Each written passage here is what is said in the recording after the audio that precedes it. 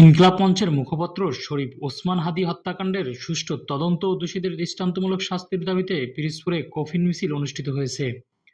জুলাই স্তম্ভ থেকে শুরু হয়ে মিছিলটি শহরের গুরুত্বপূর্ণ সড়ক প্রদক্ষিণ করে সিও অফিস মোড়ে প্রতিবাদ সমাবেশে মিলিত হয়। ফ্যাসিবাদ মুক্ত বাংলাদেশ গড়ার লক্ষ্যে আজকে আবারও রাজপথে নেমে এসেছি।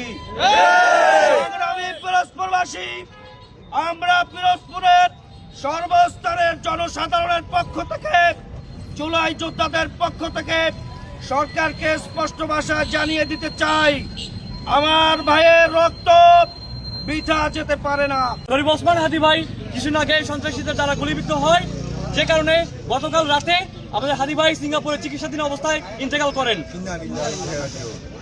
আমরা পিরোজপুরের সর্বস্তরের জনগণ, জুলাই যোদ্ধারা এবং জুলাইয়ের সংগ্রামে যারা একসাথে আন্দোলন করেছি, সবাই আজকে একত্রিত হয়েছি আমাদের শরীফ ওসমান হাদী ভাইয়ের এই হত্যার প্রতিশোধের জন্য। আমরা এর বিচার চাই। কিন্তু আমরা দেখতে পাচ্ছি 24-এর বিপ্লবের পরেও আমাদের ভাই জুলাই যোদ্ধা আমাদের আজকে সে শহীদ হয়ে যাচ্ছে। আমাদের হাদী ভাইকে তারা প্রকাশ্যে দিনের আলোয়। এতে বিভিন্ন শ্রেণী পেশার মানুষ অংশগ্রহণ করে হত্যাকারীদের দ্রুত বিচারের আওতায় আনার দাবি জানান। Desk report, Pirojpur star.